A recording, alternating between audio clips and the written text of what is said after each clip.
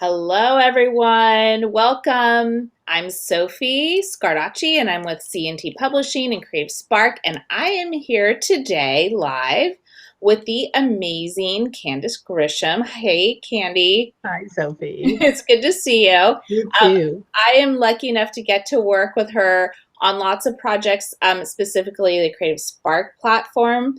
But today we're going to talk about her class, her book, how they work together. Um, and if you have questions or comments, we'd love to hear from you. Say hi, send a question Candy's way, and we will get to it. So let's first talk about your book. And I'm trying to think, like, your book came out like not super long ago, but like 2019. yeah, Yeah. 2019. So like about 2 years ago. So Yes. and I know you have one, so you're gonna hold it up for us so you can yeah. Yeah. Yes. So Yes.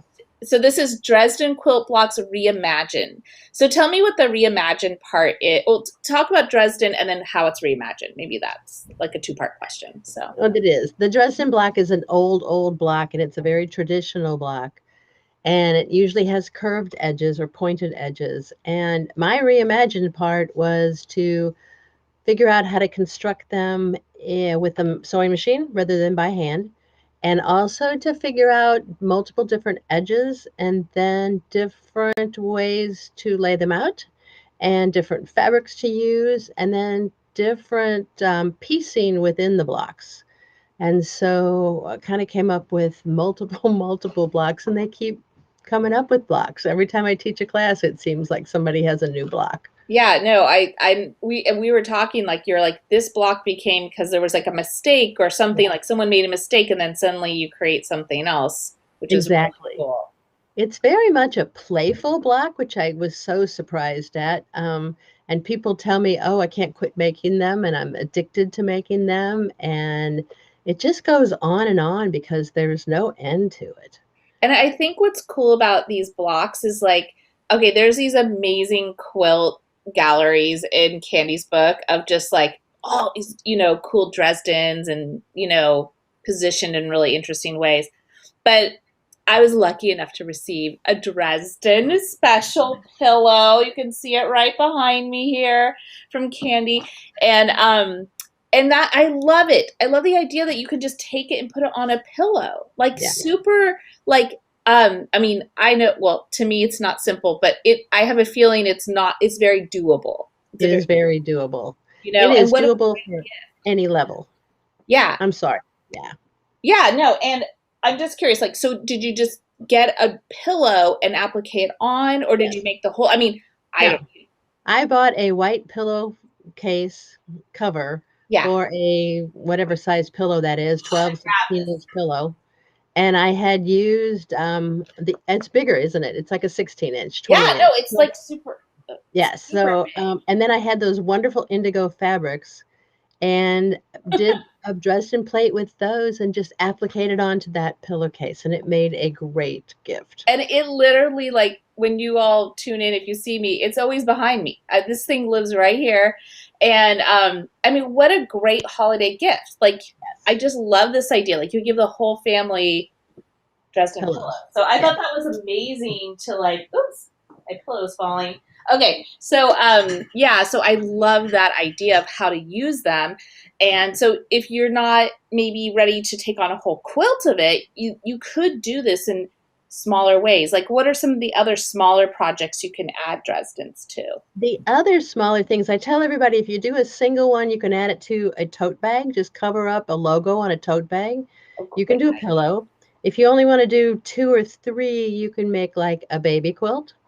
That's a simple way to do that, or a table runner.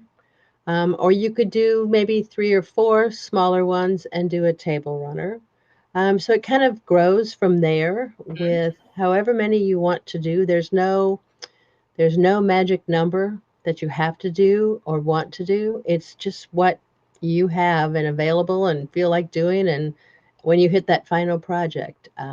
So it can be anything like that. And I love like in the book, there's so much great use of color and just like different fabrics. It makes me feel like, oh, I can really use my stash up. Like You it feels definitely like a can use it. stash buster. It is, yes, yes. And I tell everybody when we do this, the book is more how to make all these different blocks, and then troubleshooting and advice and little hacks that I've figured out along the way. But it's not so much how to do a quilt. There's examples, but you get to pick out how you put it together. But it's Yeah. really a reference book. It's got charts, and this size block will make this size quilt, and all the rest, all the way up to huge ones. Yeah, it's got great illustrations. Really, I mean, it's a great reference book for sure. Now, to complement that, Candace made a class that kind of complements the book, in which you can see her making these amazing blocks, in videos. And that would be her Reimagined Dresden class. I'm going to put the link up. And it actually includes a free version of her book. So there's a digital download, an ebook in the class. So be sure, like, I'm putting the link there in case you want to check out her class. It's on the Crave Spark platform, which is C&T's learning platform. So so tell me how, like, when we were talking and making the class, what you love it, how it complements the book. I love it because it really works it through step by step and shows how to cut out the wedges, because you do use a template. It tells you how to sew 5 different edges, which goes with what the book is. So there's straight and 2 different points and curves and 3-sided. And then it goes even further into how do you layer them? How do you put your final project together? How do you make some of the special blocks, the sawtooth or the split wedge? So it really goes with videos into everything that's in the book. I Yeah. mean, it really does follow the book. So I think what I love when our authors become instructors on the platform is that people learn in different ways. Like, not everyone is a real, like, learns by reading, or sometimes people need to hear things or, see it in action. And so I love how that makes I it do a too. possibility. I've had so many people tell me they really love to be able to go back and look at the videos over and over and over again, um, because it just helps them work through the process each time. Because Yeah. there's a lot to it, but it's not hard. The There's just other a thing that, if you all have not taken a class on Creative Spark, that's really cool, is we have these discussion rooms in the class modules. And so, like, say you're in a lesson and you're like, this isn't making sense to me, or you have a question, you just, like, hit this little button, you type your question in, and then Candace gets an email, like, right away, that says, hey, somebody, like, put a question up. And then she writes back to you. So you actually get that easy connection with her in the class. So kind of like taking a class, like, with your personal coach, Dresden coach. exactly, exactly. So now, what have you been working on lately? Have you got some great samples behind you? You want to tell me I about some of do. those? Some of my newest projects are involved doing what I call a still life, or so it's a more of a flower arrangement of sort that we design, students design their own vase, and then we make smaller blocks. So these are only made with like 3 and 4 inch strips of fabric. So they're much smaller than the other Dresdens, and they can use a variety of fabrics and design our own still life. They have little elements in them like birds and lizards that we add, and other types of leaves. And so the one on this side is all browns and birds and little chickadees, and the one on the other side is in progress. And so it's got some improv piecing in it, and it's all from a stripe. So it's really all using one fabric. So Really? that's kind of where I'm going now with it. Oh, I love that. I love that. And Mhm. that's one of the things I love, seeing the use of, like, stripes and different Mhm. patterning in with the Mhm. Dresdens, which you see a lot in the book too, but Yes. also in the class. So I love that. Good. Yeah, I've just cleaned up my whole drawer full of polka dots today, and it was just like, ooh, ooh, ooh, I want to get to these and make more with these, and thinking about a new still life to do with polka dots. So Yeah. yeah, it's very fun for, it's, a special fabric that you love. I've seen it done in every fabric, really, Yeah. along the way. Now the template. I don't know if you have one near you, but I see, do. I knew you'd be I prepared. do. I do. Let's see if I can get it up so you can see it.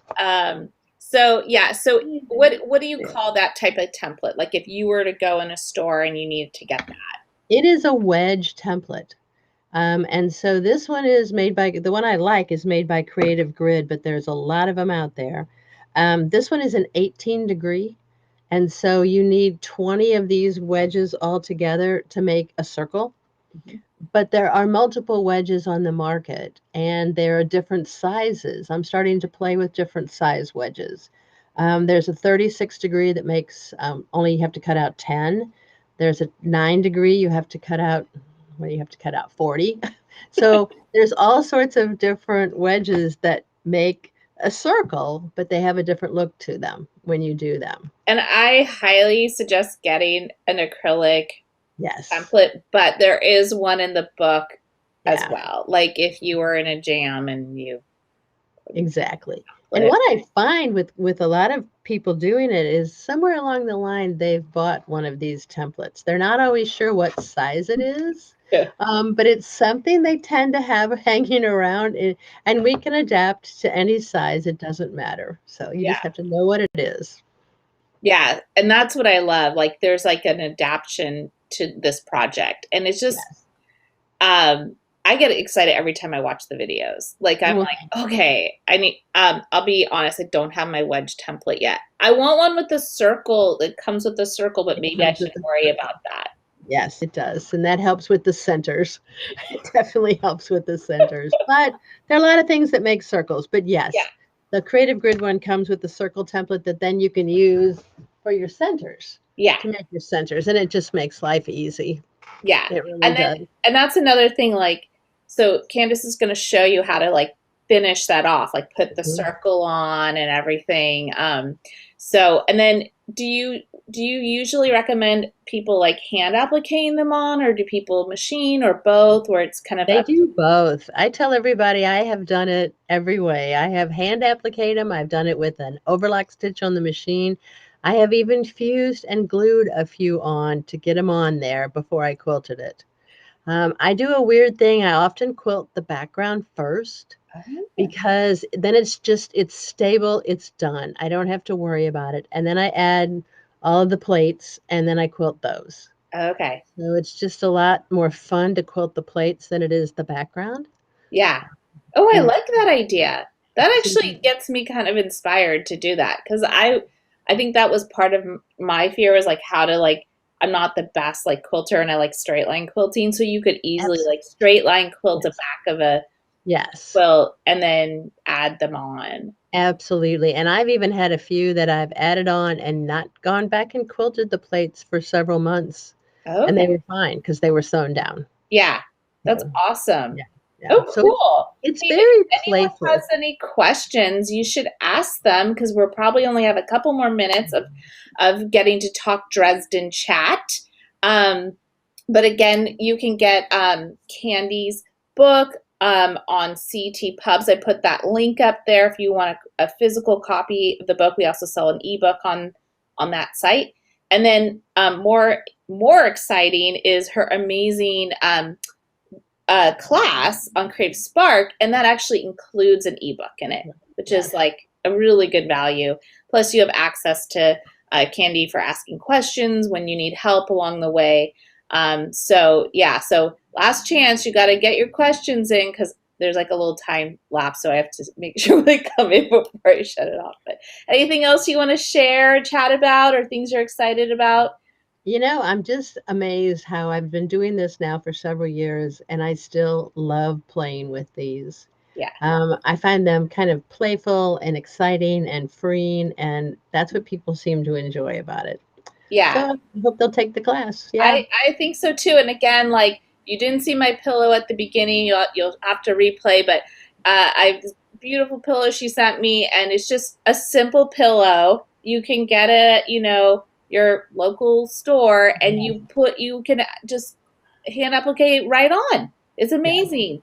Oh, Joan, hi, Joan. Joan Ferguson says Joan said hi. hi. Hi, That's Joan. sweet. Thanks, Joan, for putting a comment in there. Well, we had a lot of great viewers today. Thank you for wherever you're tuning in from, whether it was YouTube or one of our Facebook pages. And I hope you're able to go and visit. I'm going to put the link in one more time here. And then there we go. So there's the course. Be sure to check it out. And we appreciate you joining us today. And we'll again be seeing a lot more lives coming up. But thanks, Candy, for joining me today. And we hope you have all a great week. Okay? Thanks, Sophie. See Yeah. ya. Bye. Bye.